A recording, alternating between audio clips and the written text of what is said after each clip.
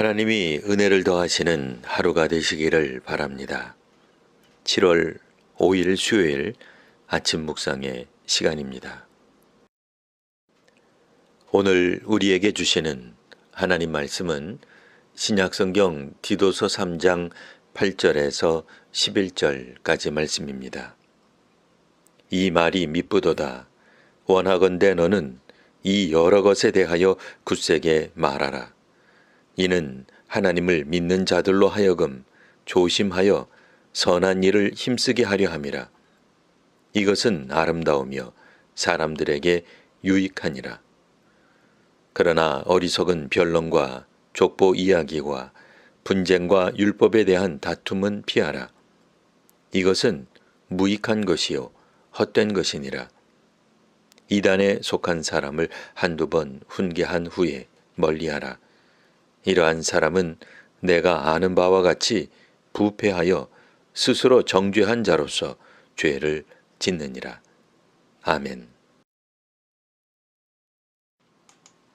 바울 사도는 그레데 교회의 영적 교사인 디도에게 지금까지 당부한 일들을 굳세게, 즉 확신을 가지고 말하라고 격려합니다. 여기서 굳세게 말한다는 것은 남이 하는 말은 무시하고 그저 자기 주장만 하라는 뜻이 아닙니다. 할례파에 대해서는 율법적 행위가 아니라 믿음으로 구원의 이름을 확신을 가지고 주장할 수 있어야 합니다. 아직은 복음의 기초 위에 든든히 서지 못한 그레데 교회 지도자나 성도들이 선한 일을 하도록 섬겨야 할 것입니다. 자기가 영적으로 우월하다 생각하여 다른 이를 비방하거나 다투지 않는 교회로 성장할 필요가 있었습니다. 서로에게 관용하며 범사의 온유함을 모든 사람에게 나타내는 성도와 교회가 되어야 합니다. 바울이나 디도 같은 교회 지도자요 선교사들도 전에는 주께 순종하지 않았던 사람들이었습니다. 어떤 신앙행위 한두 가지를 잘 한다고 구원을 받고 쓰임받는 것이 아니었습니다. 구원은 우리가 행한 의로운 행위가 아니라 하나님의 긍휼에 기인합니다. 하나님께서 은혜를 베풀어 주실 때 중생의 씻음과 성령의 새롭게 하심을 경험하게 됩니다. 우리는 행위가 아니라 은혜로 의롭다 하심을 얻어 영생의 소망을 가지게 되었습니다. 바로 이런 부분을 분명하고 확신 있게 교회 지도자와 성도들에게 전해야 합니다. 반면에 성도와 교회가 피해야 할 것도 있습니다. 그것은 어리석은 변론과 족보 이야기와 분쟁과 율법에 대한 다툼입니다. 사도가 복음을 전할 때 동의하지 않는 사람들이 있습니다. 그러면 다른 사역자들은 이런 사람들과 대화를 통해 설득할 필요가 생깁니다. 그런데 설득이 잘 되지 않는다 해서 다툼이 되어서는 안 됩니다. 반대를 위한 반대가 되어서도 안 됩니다.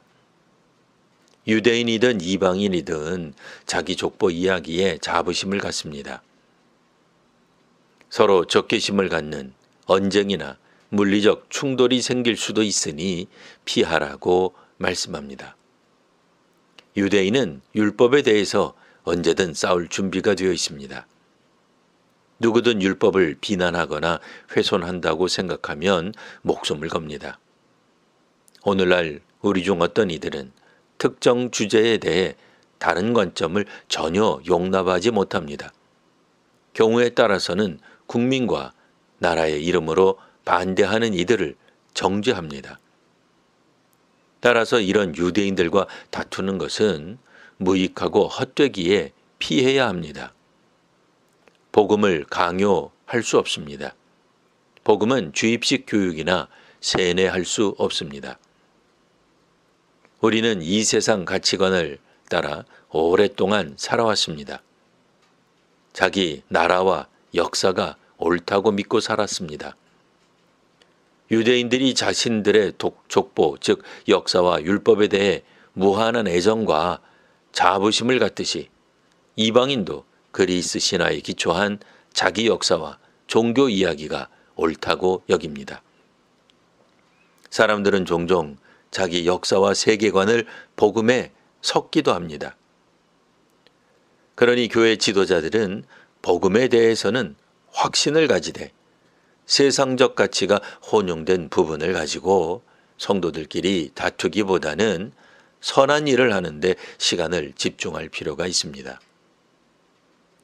복음에 대한 이해가 깊어질수록 관용과 온유함을 보일 수 있게 됩니다. 그리스도 안에서 성도에게 관용과 온유함을 보이는 성도와 한국교회가 되시기를 기원합니다. 기도하겠습니다.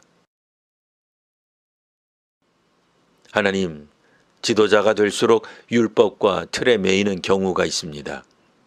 자기 관점만 옳다 여기는 아집이 생기기도 합니다.